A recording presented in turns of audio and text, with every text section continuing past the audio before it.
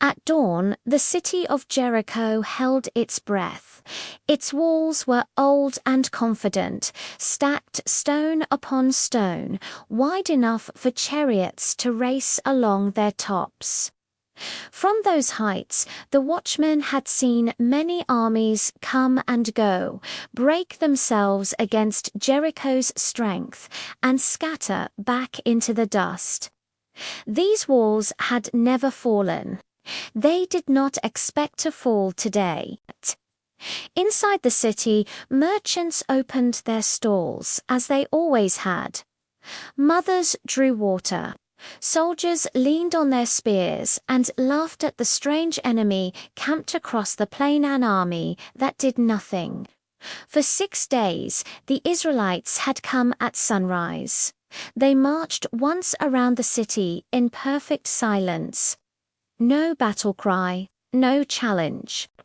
At the front walked priests in white linen, carrying a golden chest they called the Ark of the Covenant. 7 others followed, holding curved ram's horns, but they did not blow them. The only sounds were sandals on packed earth and the low cry of birds startled into flight. Then the Israelites returned to their camp, and the city exhaled. "Madmen," the soldiers said, "or cowards." But fear has a way of slipping through cracks, even in walls as thick as Jericho's. On the 7th day, the people of Jericho awoke to something different.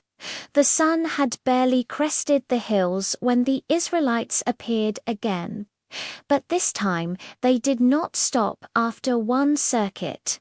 They marched again and again and again. By the 4th march, sweat slicked the stones of the wall beneath the watchmen's hands. By the 6th, laughter had died. The rhythm of feet below was relentless, like a drumbeat in the chest.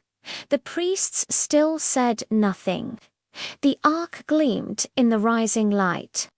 Joshua, son of Nun, walked at the head of the people.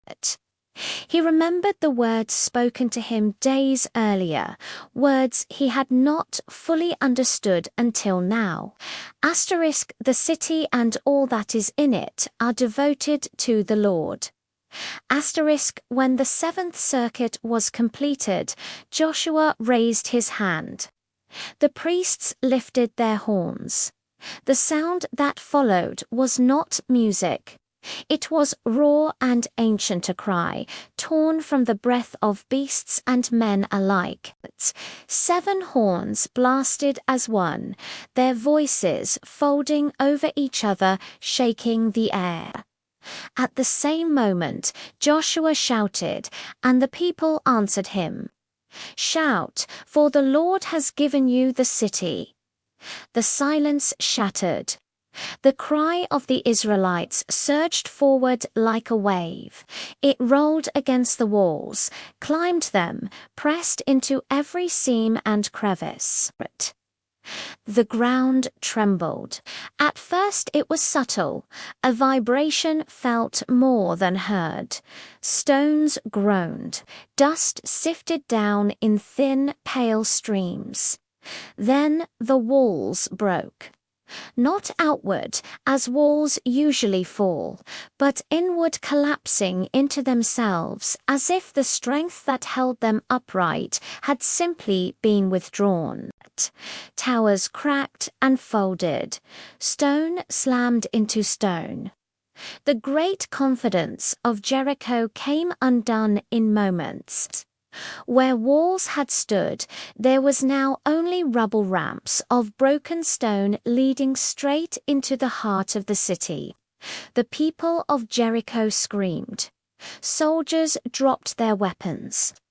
The earth itself seemed to have turned against them, and the Israelites surged forward. Only one section of wall remained standing, a small stretch near the northern edge. There lived Rahab, who had once hidden Israelite spies beneath stalks of flax on her roof. From her window hung a scarlet cord, bright as fresh blood against the dust and stone. When the city fell, her house stood firm, and she and her family were led out alive, trembling and amazed. By nightfall, Jericho was silent again, but it was not the silence of confidence. Smoke curled into the darkening sky. The sound of celebration and weeping mingled beyond the ruins. Joshua stood among the fallen stones and felt the weight of it all. Victory given, not taken. Power that did not belong to human hands. He spoke a curse over the ruins, his voice steady. Cursed before the Lord be the man who rises up to rebuild this city. The walls that had once mocked the wilderness wanderers now lay scattered like pebbles. Jericho, the first great obstacle in the Promised Land, had fallen not by sword or siege, but by obedience and a shout.